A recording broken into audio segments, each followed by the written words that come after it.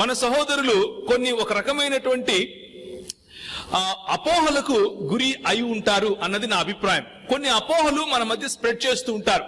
ఏమంటూ ఉంటారు అంటే, మీరు ఈ దేశానికి చెందిన వాళ్ళు కాదు, మేమైతే ఈ దేశానికి చెందిన వాళ్ళం అని చెప్తూ ఉంటారు. మీరు ఈ దేశానికి సంబంధించిన ఆలోచనలో గాని, మీరు ఈ దేశానికి మక్కువ చూపించే వాళ్ళు కాదు, ఈ సంస్కృతిని మీరు ప్రేమించే వాళ్ళు కాదు, మీరు ఇతర దేశాల సంస్కృతిని అనుసరించే వాళ్ళు అన్నటువంటి అభాండం మన మీద వేస్తూ ఉంటారు. దాని గురించి ఈ రోజు మనం చూస్తాం. అలాగే మీరు ఈ దేశాన్ని విభజిస్తున్నారు అని కూడా కొంతమంది అంటారు. They claim that Christians are in the business of dividing the nation. దానికి సమాధానం కూడా ఈరోజు చూస్తాం. When we apply the apologetics that Bible teachers, these are the consequences that we can talk about boldly. మనం ధైర్యంగా బైబిల్ నమ్మిన సిద్ధాంతంలో ఏ విధంగా దేశాన్ని కడుతున్నాం అన్న విషయాన్ని చెప్పగలుగుతాం. అలాగే మీరు బ్రిటిష్ వారు తెచ్చిన మతాన్ని పొందారు, మేము ఈ దేశ వాసులం అని చెబుతూ ఉంటారు. దీనికి సమాధానంగా కూడా కొన్ని విషయాలు మనం చూడబోతున్నాం. మీకు దేశభక్తి లేదు, మేమేమో దేశం కోసమే మా జీవితాలను సమర్పిస్తున్నాం అంటూ బొంకే వాళ్ళు కూడా మన ముందు కనిపిస్తూ ఉంటారు. ఇది ఎంత మాత్రం నిజం అన్న విషయాన్ని కూడా మనం చూసుకుంటాం. ఎందుకు ఈ విషయాలు చూసుకోవాలి, ఎందుకు ఇప్పుడు ఈ సమయం ఎందుకు ఇంపార్టెంట్ అన్న విషయం గనక చూస్తే, తెలుగు రాష్ట్రాల్లో ఈ మధ్య చాలా మంది కాషాయ వస్త్రాలు ధరించుకున్నటువంటి గూండాలు బయలుదేరారు. ఆ గూండాలు వాళ్లకు నచ్చిన పేర్లు పెట్టుకుని క్రైస్తవ సమాజాన్ని, ముఖ్యంగా చెప్పాలి అంటే క్రైస్తవ సమాజం కంటే కూడా ఎక్కువగా సామాన్య భారతీయ హిందూ సమాజాన్ని విభజించే పనిలో ఉన్నారు.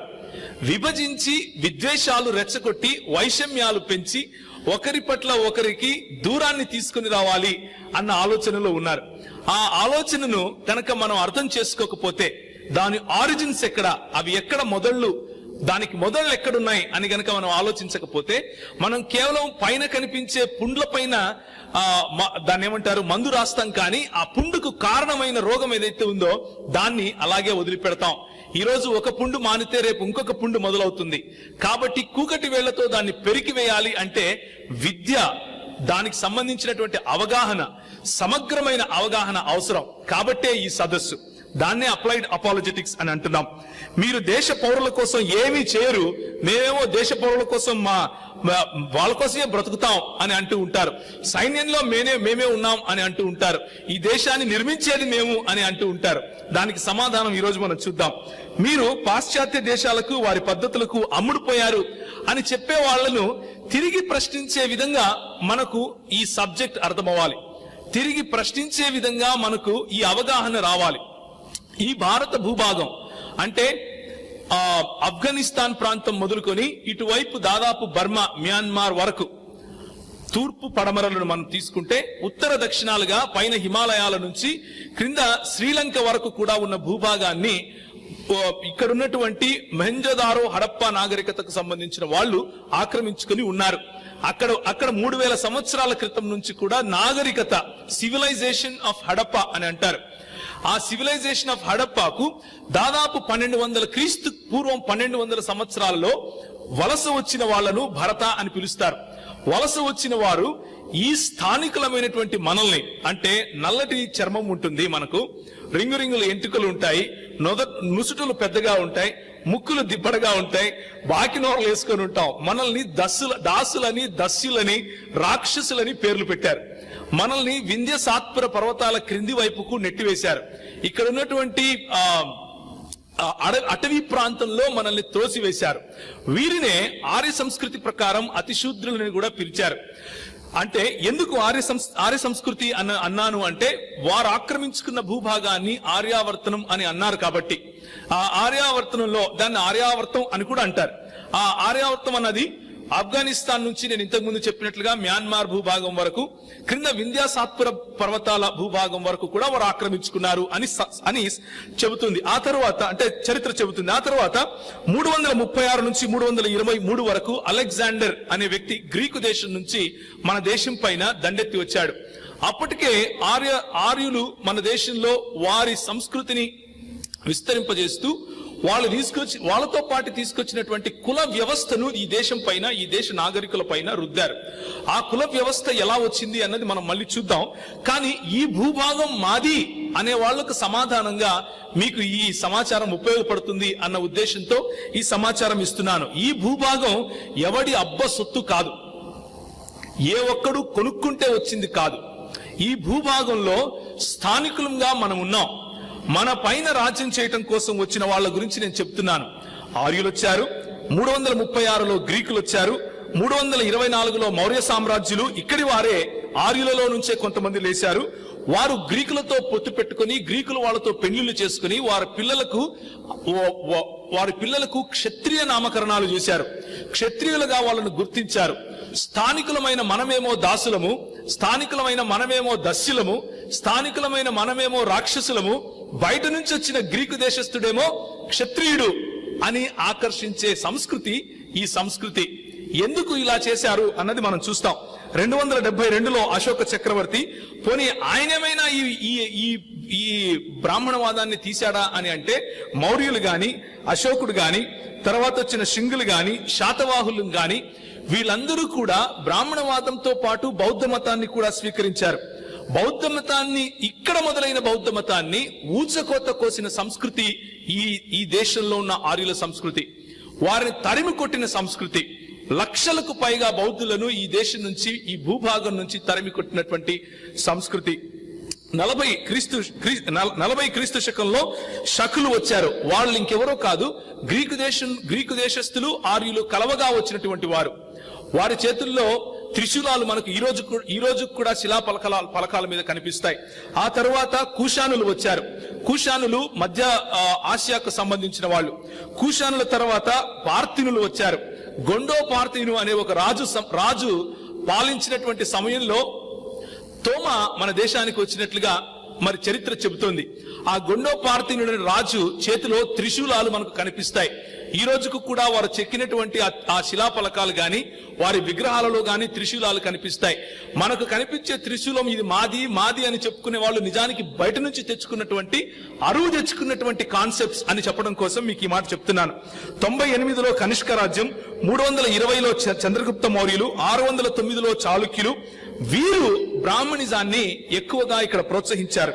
985లో చోళులు, 1026 నుంచి కూడా ఇస్లామీ నేపథ్యం ఉన్న వాళ్ళు ఈ దేశం పైన దండయాత్ర చేశారు. అలా పోను 1498లో వాస్కోడిగామా వచ్చినప్పుడు క్రైస్తవ్యం వచ్చింది అని అపోహపడుతూ ఉంటారు. నిజానికి యూదా క్రైస్తవ సముదాయానికి ఉండవలసినటువంటి వేళ్లు ఎన్నో వందల సంవత్సరాల క్రీస్తు పూర్వం నుంచి ఉన్నాయి అన్నదానికి ఈరోజు మనం రుజువులు చూస్తాం. నేను ఎందుకు ఈ మాటలు చెప్పాను మీకు అంటే, ఈ దేశం మాది, ఈ భూభాగం మాది అనే వాళ్లకు సమాధానం చెప్పటం కోసం. ఈ భూభాగం ఎవరబ్బ సొమ్ము కాదు. ఈ భూభాగము అందరినీ స్వేచ్ఛగా తిరిగేందుకు ఆకర్షించింది. ఈ భూభాగం అందరికీ తల్లి అయింది. ఈ భూభాగం అందరికీ తండ్రి అయింది. ఈ భూభాగం అందరినీ ఆహ్వానించింది, అందరినీ పెంచింది. దానికి కారణం నువ్వు నేను అయిన స్థానికులం. మనలో ఉన్నటువంటి అందరినీ కలుపుకొని పోయే స్వభావం, ఆ స్వభావం ఉంది కాబట్టే మనలాంటి స్థానికులు ఆ స్వభావాన్ని చూపించే క్రైస్తవ్యం వైపు ఆకర్షితులం అవుతున్నాం. అంతేగాని విభజించి పాలించే సంస్కృతి వైపు ఆకర్షితులం అవటం లేదు. ఎందుకు అంటే స్థానికులమైన మనల్ని వారు నీచ చూపు చూశారు కాబట్టి. ఎవరు స్థానికులు, ఎవరు వేరేవారు అని తిరిగి ప్రశ్నించండి. ఆ ప్రశ్నించడాన్నే అప్లైడ్ అపాలజెటిక్స్ అంటాం. మనం నేర్చుకున్న సిద్ధాంతాన్ని ఒక ప్రశ్నారూపకంగా ప్రజల ముందు పెట్టాలి, వారికి మేల్కొల్పు తీసుకుని రావాలి. ఏంటి ఈ బ్రాహ్మణిజం, ఏంటి ఈ బ్రాహ్మణవాదం అని అంటే, ఇంతకుముందు బీబు చెప్పినట్లుగా బ్రహ్మ తల నుండి బ్రాహ్మణుడు, బ్రహ్మ భుజాల నుంచి క్షత్రియుడు, బ్రహ్మ ఉదర భాగం నుంచి వైశ్యుడు, బ్రహ్మ కాళ్ల భాగం నుంచి మరి శూద్రులు వచ్చారు అని చెబుతూ అతి శూద్రులుగా కొంతమందిని చెప్పులుగా చూపించారు. ఆ చెప్పులు శరీరంలో ఒక భాగం కాదు గాని కావాలన్నప్పుడు చెప్పులు వేసుకోవచ్చు, అవసరం లేనప్పుడు విడిచిపెట్టచ్చు అన్నటువంటి వారిని అతిశూద్రులు అన్నారు. వారినే స్థానికులుగా చేశారు. వారినే అతిశూద్రులనే అన్టచబుల్స్ లేకపోతే అస్పృశ్యులు అని అన్నారు. దీన్నే ధర్మం అని పిలిచారు. ధర్మం అంటే మనకు తెలిసినట్లుగా దాన ధర్మాలు చేయటం అంటే న్యాయంగా నడుచుకోవటం అని అనుకుండేది. మనుధర్మశాస్త్రం ప్రకారము ధర్మం అంటే ఏమిటి అంటే ఉన్న ఈ 4 వర్ణ వ్యవస్థలో ఉన్నటువంటి ఈ 4 ప్లస్ ఒకటి ఏంటి? అతిశుద్రులు. వారిని ఎవరిని ఎక్కడ ఏ స్థానంలో ఉంచాలో ఆ స్థానంలో ఉంచటమే ధర్మం. అలా యథా హి ధర్మస్య గ్లానిర్భవతి భారత అంటే ఈ భారత ఖండంలో ఎప్పుడెప్పుడైతే ఈ ధర్మము తగ్గిపోతూ వస్తుందో, ఎవరిని ఏ ప్రాంతంలో ఉంచాలో ఆ ప్రాంతంలో ఉంచకుండా ఎప్పుడైతే శూద్రులు పెరుగుతారో, అస్పృశ్యులు పెరుగుతారో, క్షత్రియుడు తన ధర్మం చేయడో, బ్రాహ్మణుడు తన ధర్మం మర్చిపోతాడో అప్పుడప్పుడు నేను వస్తాను అని వారి భగవంతుడు చెప్పుకున్నాడు. ఇది వారి నీతి. దీన్నే ఏమంటారు అంటే విభజించి పాలించటం అంటారు. ఈ రోజు కాషాయ రంగు ధరించుకొని మన సమాజాన్ని విభజించే వాళ్ళు నమ్మే సూత్రాలు ఇవి. ఏంటి అంటే, ముందు సామదాన భేద దండోపాయాలు ఉపయోగించండి. మంచిగా చెప్పండి, వినకపోతే కొంచెం బ్రైబ్, ఒక బిస్కెట్ వేయండి, వినకపోతే ఒక కట్టు తీసుకుని కొంచెం దండించండి, అప్పుడు వినకపోతే వాళ్ళతో విభేదించి వాళ్ళని దూరం పెట్టేయండి, వెలివేయండి. అది కూడా వినలేదనుకోండి, కలుపుకొని వీడు మావాడే అనండి. ఇది వీళ్ళ సిద్ధాంతం. ఈ సిద్ధాంతంతోనే ప్రజలను విభజిస్తూ వచ్చారు. ఈ సిద్ధాంతంతోనే ప్రజలపైన రాజ్యాలు చేయటం మొదలు పెట్టారు. మొన్నటి దాకా అంబేద్కర్ గారు వీళ్ళకి భయంకరమైనటువంటి శత్రువు. ఈ రోజు అంబేద్కర్ గారు లేకపోతే పాంప్లెట్లు వేసుకోరు, ఈ రోజు అంబేద్కర్ గారు లేకపోతే పోస్టర్లు కొట్టించరు. అది వీళ్ళ బతుకు. మొన్నటి దాకా అంబేద్కర్ గారు విలన్, ఈ రోజు ఆర్ఎస్ఎస్ వచ్చి ఆయనకు సలాం కొట్టి విగ్రహం పెడుతుంది. ఎందుకు అంటే, నాకు ఉపయోగపడేది అది చెప్పైనా సరే నెత్తిన పెట్టుకుంటాను అనే సంస్కృతి ఈ ఆర్య సంస్కృతి. మనం తిరిగి ప్రశ్నించే వాళ్ళం అయి ఉండాలి. స్థానికులముగా గ్రీకులు వచ్చారు, వారిని ఎదిరించలేని సమయంలో వీరు మా వాళ్లే, వీళ్ళు క్షత్రియులే అని పట్టం కట్టారు. బుద్ధిజం వచ్చింది, ఎదిరించలేని సమయంలో, వారు పెరిగిన సమయంలో వీరు ఇంకెవరో కాదు, మా దశావతారంలో ఒకడు అని చెప్పుకున్నారు. రేపు క్రైస్తవ్యంతో కూడా ఇదే చేసే ప్రయత్నం చేశారు. కానీ క్రైస్తవ్యము అందుకు ఒప్పుకోదు. ఎందుకు అంటే, క్రైస్తవ్యము అబ్సల్యూట్ ట్రూత్ ను మాట్లాడుతుంది. సత్యము నిస్తరమైనది అని చెప్తుంది. ఈ సత్యము తప్ప వేరే సత్యము లేదు, దేవుని గురించినటువంటిది అని చెబుతుంది. కాబట్టి అది చేయలేకపోయారు. సిక్కులతో అలాగే చేశారు, జైనులతో అలాగే చేశారు. మొన్నటి దాకా సాయిబాబా వచ్చినప్పుడు ముస్లిము అని వెలివేసిన వాళ్ళు ఈ రోజు గుడులు కట్టుకుని కోట్లు సంపాదిస్తున్నారు. ఇది విభజించి పాలించే తత్వం. ఈ విభజించి పాలించే తత్వాన్ని మనం ఎదుర్కోవాలి అంటే మనకు చరిత్ర తెలియాలి. ఎందుకు ఈ మాట చెబుతున్నాను? మీరు చూసేటువంటి ఈ పిక్చర్ లో మొన్నటి దాకా ఎవరినైతే మన అంబేద్కర్ గారు ఏ ఐడియాలజీని అయితే ఇది తప్పు అని చెప్పారో, ఆ చెప్పినటువంటి హెగ్డేవర్ పక్కనే అంబేద్కర్ బొమ్మ పెట్టి మరీ పూజిస్తున్నారు అంటే వారి సంస్కృతిని అర్థం చేసుకోండి. తిరిగి ప్రశ్నించగల సామర్థ్యాన్ని ఆలోచించండి. ఎందుకు వీరు ఈ విధంగా హిందూ రాష్ట్ర దర్శనం గురించి మాట్లాడుతూ ఉంటారు అంటే, 1940వ సంవత్సరం 22వ మహాసభలో మధురలో ఆయన ఇలా అన్నారు. ఎవరు అంటే, ఒక గొప్ప మార్గదర్శకుడు వీళ్ళకి, సావర్కర్ గారు. ఆయన ఏమన్నారు అంటే, తనను తాను ప్రజాస్వామ్యవాది అని చెప్పుకున్న కారణాన హిట్లర్ ఒక మానవ మృగం అనడానికి ఏ కారణం లేదు అంటున్నాడు. బేసిక్ గా వాళ్ళ ఉద్దేశం ఏమిటి అంటే, జాత్యాహంకారాన్ని ప్రోత్సహించడం. అంటే ఈ దేశంలో ఉన్న ఆర్యులు ఆ దేశంలో, అంటే ఆ జర్మనీ దేశంలో ఏ విధంగా అయితే హిట్లర్ కు సంబంధించినటువంటి జర్మనులు ఉన్నారో, వాళ్ళు ఏ విధంగా జాత్యాహంకారాన్ని కలిగి ఉన్నారో దాన్నే నేషనలిజం అంటారు, దాన్నే ఈ దేశం కొరకు పోరాడటం అంటారు అని చెప్పినటువంటి ఆలోచన కలిగిన వాళ్ళు సృష్టించినటువంటిదే ఈ రోజు ఉన్నటువంటి సంఘ్ పరివార్, లేకపోతే ఈ రోజు ఫేక్ హిందూయిజం గా బయటకు వస్తున్నటువంటి వాళ్ళు. వీళ్ళు నిజానికి హిందూ సమాజం కాదు, వీళ్ళు ఫేక్ హిందువులను చీల్చటానికి పుట్టినటువంటి వాళ్ళు. జాగ్రత్తగా మనం ఈ సమాచారాన్ని మన హిందూ మిత్రులతో పంచుకోగలగాలి. సామాజిక ప్రక్షాళన చేయటమే వీళ్ళకున్నటువంటి అజెండా. బయట చీపుర్లు పట్టుకుని స్వచ్ఛ భారత్ అంటే నిజంగానే రోడ్లు ఉడుస్తున్నారు అనుకుండేరు. నిజంగా స్వచ్ఛ భారత్ అంటే హిందూయేతరులను ఊడ్చివేయడమే వీళ్ళ పని. నిజానికి దాని వెనుకున్న అజెండా అది. మీరు ఆలోచించాలి. ఈ విషయం నేను కాదు, సావర్కర్ ఆ సమయంలోనే చెప్పాడు. గోల్వాల్కర్ తను రాసినటువంటి బంచ్ ఆఫ్ థాట్స్ లోనే చెప్పాడు. ఆయన అన్నాడు, హిందువులు తప్ప, అంటే వారు ఎవరినైతే హిందువులను పిలుస్తారో వాళ్ళు, మిగిలిన వాళ్ళు కాదు, వాళ్ళు తప్ప మిగిలిన ఎవరు ఈ దేశంలో ఉండటానికి వీల్లేదు. ఒకవేళ ఉంటే వాళ్ళు సెకండ్ క్లాస్ సిటిజన్స్ గానే ఉండాలి అని తాను రాసినటువంటి బంచ్ ఆఫ్ థాట్స్ లో రాసుకున్నాడు. ఇది విభజించి పాలించే ఆ దేశ ఆ ఆలోచించాలి. వీళ్ళు ఎలాంటి విభజించి పాలిస్తారు అంటే, వాళ్ళు రాసుకున్నటువంటి పుస్తకంలో అహ్మదాబాద్ లో 1937లో ఆయన చేసినటువంటి ప్రసంగంలో ఆయన చెప్పాడు, ఆర్ఎస్ఎస్ స్థాపించిన వ్యక్తి. ఆయన అంటాడు, మన దేశం ఒక దేశం అని అనుకోవటం మీరు మూర్ఖులు అని అన్నాడు. మన దేశంలో విభజించకుండానే 2 దేశాలు ఉన్నాయి అని హిందువేతరుల పైన విషం కక్కినటువంటి స్వభావం ఈ ఫేక్ హిందూయిజం ను సృష్టించిన వాళ్ళ ఆలోచన సరళి. జాత్యాహంకారమే వీరి మూలాలు. ఇక బ్రిటిష్ వాళ్ళను మీరు బ్రిటిష్ వాళ్ళ సొత్తులు, బ్రిటిష్ వాళ్ళ తొత్తులు అని మనకు చెప్తూ ఉంటారు కదా. నిజానికి ఎవరు బ్రిటిష్ వాళ్ళ తొత్తులు అని ఆలోచిస్తే, మనము దానికి ముందు యూదా క్రైస్తవ సముదాయం నిజానికి బ్రిటిష్ వాళ్ళు తీసుకొచ్చినటువంటి మతమా కాదా అని మనం ఒకసారి ఆలోచించి చూద్దాం. మరి బైబిల్లో మొదటి క్రానికల్స్ అంటే దినవృత్తాంతములు 29:4 అక్కడ లిస్ట్ కనిపిస్తా ఉంది మీకు. 2వ దినవృత్తాంతములు 8వ అధ్యాయము, అలాగే అన్నిటికంటే ముఖ్యంగా 1 రాజులు 9:28లో సొలొమోను సమయంలోనే ఈ దేశంలో నుండి, లేకపోతే ఈ భూభాగాన్ని వారు ఓఫీరు అని పిలిచారు. ఓఫీరు అనే ఈ భూభాగంలో నుండి ముఖ్యమైనటువంటి స్పైసెస్, అంటే మన భూభాగంలో మాత్రమే దొరికే లవంగాలు, మన భూభాగంలో మాత్రమే దొరికే యాలకులు, అలాగే గోల్మిర్చి అంటాం కదా మనం,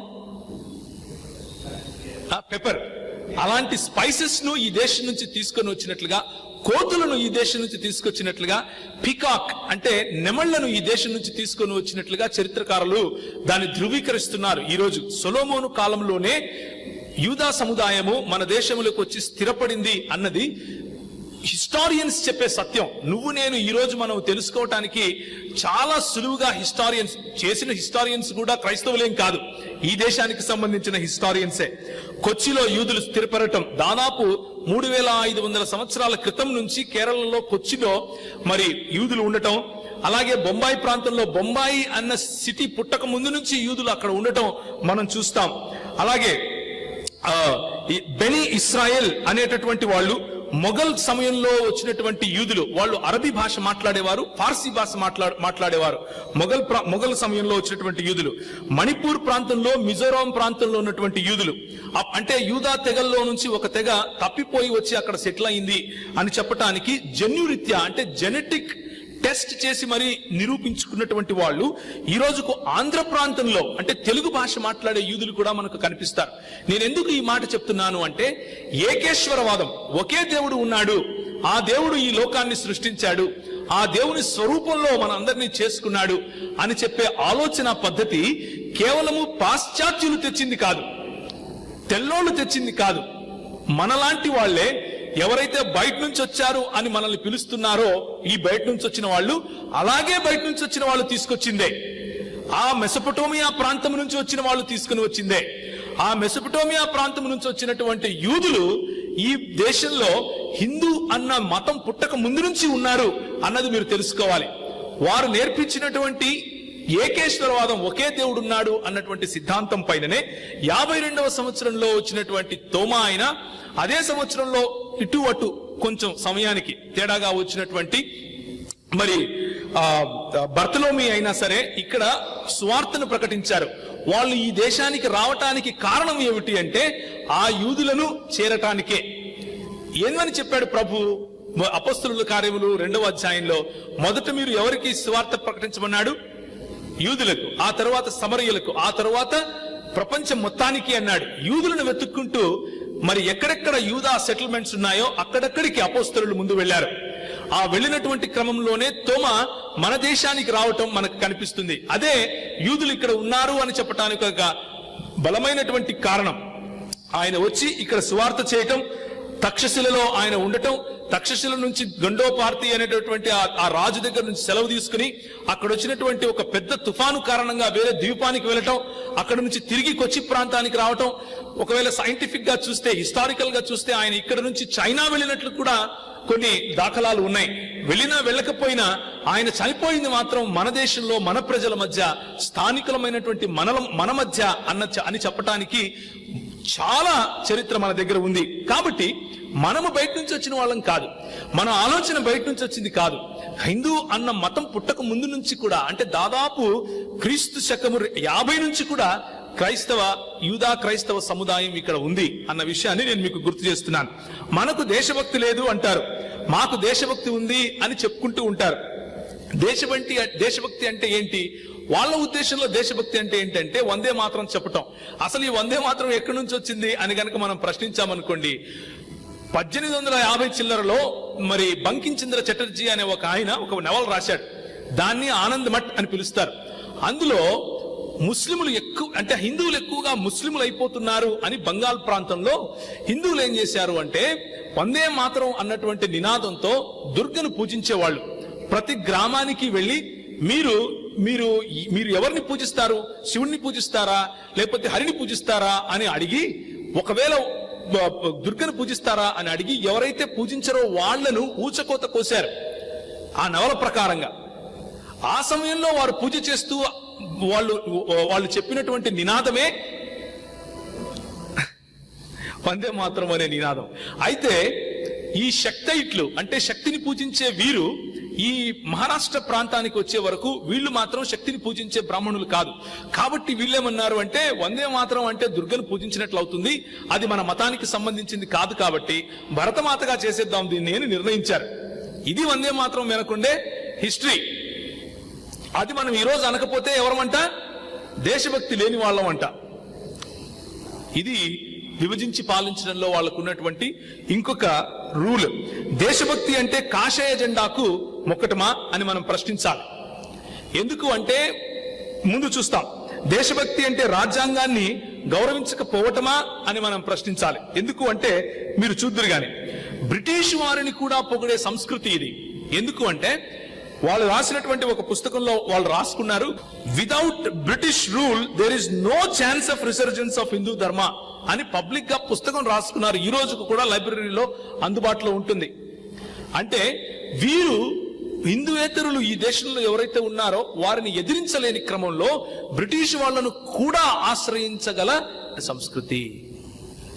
మేము దేశభక్తులం అని చెప్పుకునే వీళ్ళు ఈ రోజు పింగళి వెంకయ్య గారు మనకు త్రివర్ణ పతాకం ఇస్తే, భారత్ జాతీయ జెండా ఇస్తే, ఆ జెండాను మనం ఈరోజు సెల్యూట్ కొట్టాలి అని మనకు హితబోధలు చేస్తూ ఉంటారు.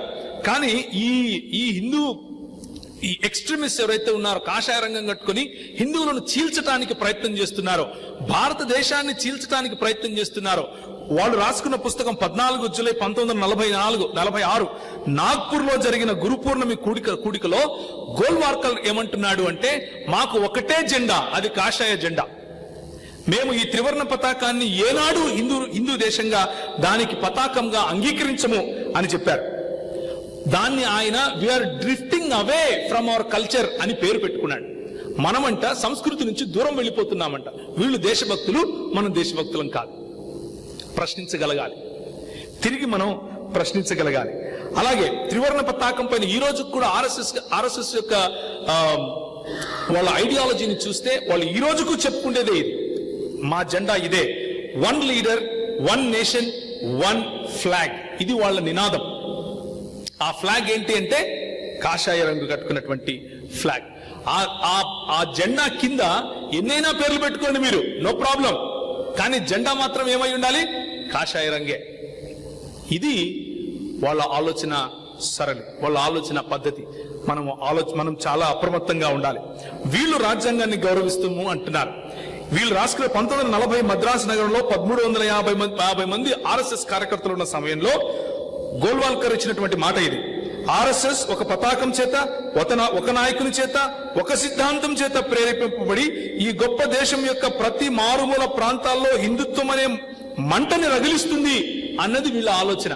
హిందుత్వం అనే మంటను రగిలించాలి, ప్రజలను చీల్చాలి, ప్రజలను అనగదొక్కాలి. ఇది రాజ్యాంగాన్ని గౌరవించడం అవుతుందా? మన రాజ్యాంగం ఇదే చెబుతుందా? కాదు. మారణ హోమం చేయటమే ఈ సంస్కృతికి ఉన్నటువంటి ఆలోచన. ప్రతి ఒక్కరిని చంపాలి, విద్వేషాలు రెచ్చగొట్టాలి, నాశనం చేయాలి, చీల్చాలి, విభజించి పాలించాలి. ఎందుకంటే అందరూ కలిశారు అంటే బ్రాహ్మణవాదంలో నాకున్న శక్తి పోతుంది. అందరూ కలిశారు అని అంటే ఈక్వాలిటీ వస్తుంది. అంబేద్కర్ గారు ఒక మాట అంటారు, ఏమంటారు అంటే, ఒక సామాన్య బ్రాహ్మణవాదం నమ్మే వ్యక్తికి వేరే వ్యక్తి మంచి ఉద్యోగాలు చేస్తే ఇబ్బంది లేదు, వాళ్ళు డబ్బులు సంపాదిస్తే ఇబ్బంది లేదు. కానీ ఇబ్బంది ఎక్కడొస్తుంది అంటే నాతో వాడు సమానం అవుతాడు అన్న ఇబ్బంది వస్తుంది. నాతో వాడు సమానం ఎలా అవుతాడు? నేను దేవుని తల నుంచి వచ్చాను కదా, నేను దేవుని భుజాల నుంచి వచ్చాను కదా, నేను దేవుని పొట్టలో నుంచి వచ్చాను కదా, వీడేమో కాలు కదా, వీడేమో చెప్పులు కదా అని చెప్పే సంస్కృతి ఇది. పోనీ ఎప్పుడైనా సరే దేశం కోసం జైలుకి వెళ్ళారాయా మీరు అని అడిగి చూడండి, ఎవ్వడు వెళ్ళలేదు. ఒకే ఒక్కసారి సావర్కర్ వెళ్ళాడు, అది కూడా వేరే కారణం చేతి వెళ్ళాడు. వెళ్ళిన తర్వాత ఎన్నిసార్లు క్షమాభిక్ష పెట్టండి, నేను బ్రిటిష్ పౌరసత్వం కలిగి బ్రిటిష్ వాళ్ళకు సేవ చేస్తాను అని లెటర్లు రాశాడో హిస్టరీకి తెలుసు. ఏనాడు వీళ్ళు దేశం కోసం పోరాడిన వాళ్ళు కాదు.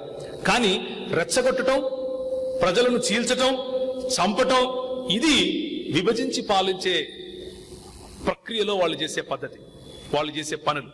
మనం జాగ్రత్తగా అప్రమత్తంగా ఉండాలి. డిసెంబర్ 6, 1947లో ఇదే జరిగింది. సర్దార్ వల్లభాయ్ పటేల్ గారు ఈ ఆర్గనైజేషన్ ని, ఆర్ఎస్ఎస్ అనే ఆర్గనైజేషన్ ని బహిష్కరించారు. ఇది దేశానికి ముప్పు అని చెప్పారు. ఈ రోజు ఎవరైతే వాళ్ళను బహిష్కరించారో వాళ్ళది విగ్రహం పెట్టి వీడు మావాడే అంటున్నారు. మీకు తెలుసో తెలియదు, ఈయన మావాడే అని పెద్ద విగ్రహం పెడుతున్నారు. అందుకే సామదాన భేద దండోపాయాలు, ఏది చెల్లకపోతే నువ్వు మావాడే. చాలా జాగ్రత్తగా మనం ఉండాలి. మీరు ఈ దేశ పౌరుల కోసం ఏమీ చేయలేదు, మేము మాత్రం గొప్పగా చేసామంటున్నారు. నిన్న ఒక ఆయన చెప్తున్నాడు, ఒక ఆసుపత్రికి ఒక కుంటి వ్యక్తి వెళ్ళి, నేను నిన్న ఒంగోలులో ఉంటే ఆయన చెప్పాడు సాక్ష్యం. ఆయన తెలిసిన వాళ్లకు ప్రార్థన చేసి వస్తూ ఉంటే అక్కడ ఉన్నటువంటి ఈ గుండా, ఒక ఆయన ఈ కాషాయ రంగు గుండా వచ్చి ఆపి, నువ్వు ఎందుకు వచ్చావు, ఎవరిచ్చారు పర్మిషన్ అని అడిగితే, పర్మిషన్ ఎందుకండి, మాకు తెలిసిన వాళ్ళకి వచ్చి మేము ప్రార్థన చేసుకోవడానికి మీకేంటి ఇబ్బంది అంటే, మేము ట్యాక్సులు కట్టి ఇది కట్టించుకున్నాం అంటున్నాడు. అంటే మనం కట్టమా ట్యాక్సులు? మనం సంపాదించమా? మనం ఇచ్చేది ట్యాక్స్ కాదా? మనం ప్రశ్నించే స్థాయికి ఎదగాలి. సాంప్రదాయ ముసుగులో వాళ్ళు చేసిందేంటి దేశానికి? మాతృమూర్తికి మరణ వేదన ఇచ్చారు. కనిపించిన స్త్రీకి, మీకు తెలుసో తెలీదో, కొన్ని విషయాలు చెప్పేటప్పుడు మన స్త్రీలు ఇక్కడ ఉన్నారు, మీరు దయచేసి దీన్ని తప్పుగా అర్థం చేసుకోకండి. ఉన్న చరిత్రను మీ ముందు చెప్పే ప్రయత్నం చేస్తున్నాను, అంతేగాని తప్పుగా అర్థం చేసుకోకండి. సతీ సహగమనం ఎక్కడి నుంచి వచ్చింది? పాశ్చాత్యులు తీసుకొచ్చారా? మీరు తీసుకొచ్చారా? దేవుడు నరుణ్ణి నారిని సమానంగా చేశాడు అని బైబిల్ చెప్తూ ఉంటే, సర్వమానవ సౌభ్రాతృత్వము బైబిల్ నేర్పిస్తూ ఉంటే, నారి లేకపోతే స్త్రీ నరుని కంటే చిన్నది, తక్కువ స్థాయికి చెందింది, నరుడు చచ్చిపోతే వాటితో పాటు ఇది చచ్చిపోవాలి అని చెప్పే సంస్కృతిలో మేము దేశానికి ఏం చేశామో అని అడుగుతున్నారు. ఎవరండి సతీ సహగమనం ఆపింది? కేరళలో పైవస్త్ర ధారణ చేస్తే ఈ రోజుకు తప్పు. మదురైలో ఈ రోజుకు కూడా, మొన్నటికి మొన్న 2016లో కలెక్టర్ గారు పేపర్ స్టేట్మెంట్ ఇచ్చారు.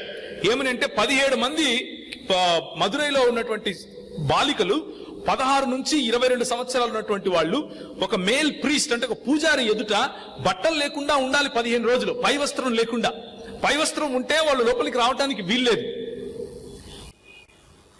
సర్వే చేసిన వాళ్ళు ఉన్నారు. 1999 నుంచి 2010 వరకు ఒక చేసిన సర్వేలో, అదే మదురైలో ఉండే ఒక గ్రామంలో బయటికి గనక ఈ బ్రాహ్మణులు గాని క్షత్రియులు గాని వస్తే పై వస్త్రం తీసేయాలి మన స్త్రీలు. ఇలాంటి సంస్కృతి ఉన్న మీరు దేశానికి ఏం చేశారని మమ్మల్ని అడుగుతారు. మనం ప్రశ్నించగలగాలి. అందుకనే ఈ తీర ప్రాంతం, కేరళ గాని, తమిళనాడు గాని, ఒరిస్సా గాని, ఆంధ్రప్రదేశ్ గాని, ఈ తీర ప్రాంతంలో ఉన్నటువంటి వాళ్ళు బెంగాల్ వరకు కూడా పై వస్త్రం లేకుండా జీవించారు. మీకు తెలుసో తెలీదో, మొన్నటి వరకు కూడా పై వస్త్రం లేకుండా జీవించారు స్త్రీలు. పురుషులైతే ఒక గోచి బట్ట ఇంత ఉండేది తప్ప వేరేది పెట్టుకుంటే వాళ్ళ పిరుగులు కోసేవాళ్ళు. మీకు తెలుసో తెలీదు, గోచి బట్ట కట్టుకున్నటువంటి ఒక శూద్రుడు పెద్ద కులం వాడితో కలిసి కూర్చుంటే పిరుగులు కోసేవాళ్ళు. ఇది క్షత్రియ ధర్మం అని చెప్పేవాళ్ళు. ఈ ధర్మం చెప్పేవాళ్ళు దేశానికి మీరేం చేశారు అని మనల్ని ప్రశ్నిస్తారు. మనమేం చేయలేదు అని అనుకుంటూ ఉంటాం. ఎవరండి అది ఆపింది? ఆడవాళ్లకు స్కూల్ కట్టింది ఎవరు? ఆడవాళ్లను సమానంగా కూర్చిపెట్టింది ఎవరు? శూద్రులకు చదువు నేర్పింది ఎవరు? ఏ ప్రాంగణంలో అయితే మనం కూర్చుని వింటున్నామో, ఇది 1850 సంవత్సరంలో కట్టాం. వీళ్ళు 1850 ప్రాంతంలో ఇది కట్టారు, ఈ సంఘాన్ని. ఇక్కడ స్కూళ్లు కట్టారు. 1700 చిల్లరలోనే కో ఎడ్యుకేషన్ స్కూల్ కట్టారు. మనధర్మం మానవ హక్కులను కాలరాస్తే క్రైస్తవ్యము మానవ హక్కుల కోసం పోరాడింది. క్రైస్తవ మిషనరీలు మానవుల కోసం, భారతదేశంలోని ప్రజల కోసం పోరాడారు. మనకు సమయం లేదు కాబట్టి కొంచెం ముందుకు వెళతాను. ఒక చిన్న విషయం మీరు తెలుసుకోవాలి. శివాజీ అనే ఒక రాజు, మీకు అందరికీ తెలిసిన వారు, ఛత్రపతి శివాజీ గారు మహారాష్ట్ర ప్రాంతంలో ఉండి ముస్లింలకు వ్యతిరేకంగా పోరాడారు. ముస్లింలు వచ్చి ఈ దేశంలో ఉన్న వారిపైన మతోన్మాదం చేసిన సమయంలో శివాజీ గారు ఒక శూద్రుడై ఉండి బ్రాహ్మణ క్షత్రియ వాదానికి సంబంధించిన వాడు కానకపోయినా వారి కోసం నిలబడి పోరాడాడు. నిలబడి విరోచితంగా పోరాడి తన ప్రాణమైనా సరే అర్పిస్తాను అని వారిపైన విజయం సాధించిన తర్వాత ఆయన శూద్రుడు అన్న ఒకే ఒక్క కారణం చేత ఆయనకు పట్టం కట్టలేదు. నాకు పోరాడటానికి మాత్రం నువ్వు ముందుండాలి సైనికుడిగా, చచ్చిపోయినా పర్వాలేదు, నువ్వు గొప్పోడివి, కానీ నువ్వు నా పైన రాజువుగా ఉంటే మాత్రం నేను ఒప్పుకోను. ఇది సంస్కృతి నేర్పించేది. చివరికి ఆయన ఒక 11,000 మంది బ్రాహ్మణులకు ఉచితంగా భూమి ఇవ్వాల్సి వచ్చింది. కొన్ని వేల మంది 60,000 చిల్లర బ్రాహ్మణులకు పెళ్లిళ్లు చేసి వాళ్లకు ఆ గిఫ్ట్లు ఇస్తే గాని ఒక్క బ్రాహ్మణుడు భట్ట అనే ఒక వ్యక్తి వారణాసి నుంచి వచ్చి ఎడమకాలి బొటను వేలితో బొట్టు పెట్టాడు. ఎడమకాలి బొటను వేలితో బొట్టు పెట్టి, ఇప్పుడు నువ్వు క్షత్రియుడిగా నేను నిన్ను గుర్తిస్తున్నాను, అది కూడా ఏంటి, నీ జనరేషన్ కాదు, నీ కొడుకుల నుంచి క్షత్రియులు అవుతారు అన్నారు. పోనీ వాళ్ళ కొడుకులకు వేదాభ్యాసం చేయించారా అంటే చేయించలేదు. పోనీ వాళ్ళ కొడుకులకు ఏమైనా వేదాభ్యాసం చేయించారా, చదువు చెప్పారా అంటే చెప్పలేదు. చదువు చెప్పింది ఎవరండి ఈ భారతదేశంలో?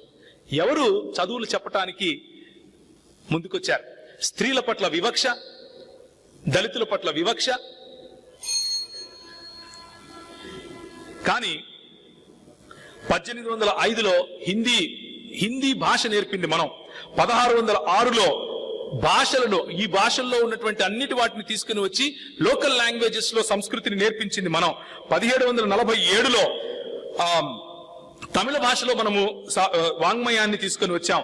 అలాగే 1772, 1778లో బెంగాల్ గ్రామర్ పుస్తకాన్ని రాసింది మనం. విద్య నేర్పించింది మనం.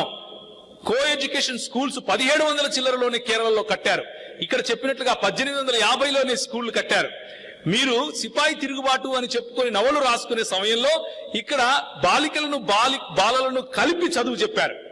ప్రింటింగ్ ప్రెస్ తీసుకొచ్చింది మనం ఈ దేశానికి. కనీసం వాళ్ళ భాగవతం, వాళ్ళ భారతం కూడా ట్రాన్స్లేట్ చేసుకోకుండా ఎక్కడ వీళ్లకు తెలిస్తే మిగిలిన వాళ్లకు మా పైన రాజ్యం చేస్తారో అన్న భయంతో వాళ్ళకు చదువు చెప్పకుండా ఉన్న సమయంలో క్రైస్తవ మిషనరీలు వచ్చి వాటిని తర్జుమా చేశారు. అంతవరకు వాటిని లోకల్ లాంగ్వేజెస్ లో తర్జుమా చేయలేని గతి మీది. మీరు దేశభక్తులు ఎలా అవుతారు? మేము సంస్కృతిని నాశనం చేసే వాళ్ళం ఎలా అవుతాం? సంస్కృతిని నిలబెట్టింది మనం, సంస్కృతి నేర్పించింది మనం. మోడర్న్ ఇండియాను నిర్మించింది ఎవరు? 1857లో బొంబాయి యూనివర్సిటీ కట్టాం. అదే 1857లో మెడ్రాస్ యూనివర్సిటీ కట్టాం. అదే 1857లో కలకత్తా యూనివర్సిటీ కట్టాం. అంతకంటే ముందు శ్రీరాంపూర్ ట్రయో స్థాపించింది ఎవరు? మనం కాదా? అది జరిగిన తర్వాత అమ్మమ్మమ్మ మా వాళ్ళు ఎక్కడ వెళ్ళిపోతారో అని చెప్పి కొత్తగా చిన్న స్కూల్ పెట్టుకుని ఈరోజు ఏకల్ విద్యాలయ అనే పేరుతో హిందువులు కానిటువంటి దళితులను హిందువులు చేసే ప్రయత్నం చేస్తున్నారు. మనము జాగ్రత్తగా ఉండాలి. పాశ్చాత్య దేశాల నుంచి వచ్చినటువంటి బట్టలు వేసుకుంటారు మీరు, మీ స్త్రీలు, లేకపోతే మీరు ఇలా ఇన్ఫిల్ట్రేట్ చేస్తున్నారు అని ఎవరైతే మనకు క్లాసులు బిగుతారో వాళ్ళ పిల్లలు 80% వేరే దేశాల్లోనే ఉంటారు. 80% ఇంగ్లీష్ మీడియంలోనే చదువుకుంటారు. మన పిల్లలు ఎంతమంది చదువుకుంటారు? ఒళ్ళు చూపించుకునే సంస్కృతి మీది అని చెప్పేది వాళ్ళు, కానీ ఒళ్ళు చూపించకపోతే వక్షాలు కోసేది వాళ్లే. ఇది విభజించి పాలించే సంస్కృతి. నేను ఎందుకు ఈ మాటలు మీకు చెప్తూ వచ్చాను అంటే, మనము తిరిగి ప్రశ్నించే స్థాయిలో ఉండాలి. మనం తిరిగి ప్రశ్నించాలి అంటే ఈ సమాచారం మనకు అందాలి. క్రైస్తవ మిషనరీలు, క్రైస్తవ దృక్పథం ఈ ప్రపంచానికి, ఈ ప్రపంచంతో పాటు ఈ భూభాగానికి ఏం చేసింది అని తెలుసుకోవాలి. అట్టడుగున ఉన్న వర్గాలను పైకి తీసింది క్రైస్తవ మిషనరీలు. అట్టడుగున ఉన్న వర్గాలకు చదువు నేర్పింది క్రైస్తవ మిషనరీలు. అట్టడుగున ఉన్న వర్గాలకు చదువు నేర్పటం మాత్రమే కాదు కానీ ఒక డిగ్నిఫైడ్ లైఫ్, సమాన స్థాయిలో మనం జీవించవచ్చు. ఎందుకు అంటే దేవుని స్వరూపంలో మనం చేయబడ్డాం అని చెప్పింది క్రైస్తవ మిషనరీలు. మనము ఈ సువార్తను కేవలము ఆధ్యాత్మికతకు, ఆత్మీయతకు, మతపరంగా మాత్రమే నిలువరించకుండా ఇలా సామాజికంగా గనక తీసుకుని వెళ్ళగలిగితే, సామాజిక కోణంలో కూడా ప్రజలను మనం పురికొల్పగలిగితే, సామాజిక కోణంలో కూడా ప్రజలను మనము సమీకరించగలిగితే, తప్పకుండా రానున్న రోజుల్లో మనం ఈ బ్రాహ్మణవాదాన్ని నిలువరించగలుగుతాం. లేకపోతే రాబోయే సమయంలో అక్కడ గ్రీన్ బట్టలు వేసుకుండే ఐసిస్ కనిపిస్తాడు, ఇక్కడ కాషాయ బట్టలు వేసుకున్న ఐసిస్లు కనిపిస్తారు. ఏ పిల్లలకు మనం మన దేశాన్ని ఇవ్వబోతున్నామో ఆలోచించాలి. మన దేశాన్ని మన పిల్లలకు ఏ దేశాన్ని బహుకరించి వెళ్తున్నామో ఆలోచించాలి. దీపావళి కానుకగా మనల్ని మంచి రాజులను సైతం రాక్షసులు అని చంపే సంస్కృతిని ఇద్దామా? చచ్చిపోయినందుకు ఎవడన్నా పండగలు చేసుకుంటాడండి? అది నేర్పిద్దామా? లేక మన పిల్లలను ఈ సమాచారంతో నిలబెట్టి ఈ దేశం కోసం పనిచేసేలా చేద్దామా? ఒకసారి ఆలోచించండి. మనం నేర్చుకునే ఈ సమాచారం, మనకు అందబోయే ఈ సమాచారం కొన్నిసార్లు కూర్చున్న వాళ్ళలో చాలా మందికి తెలిసి ఉంటుంది, కొన్నిసార్లు ఇది కొత్త అయి ఉండొచ్చు.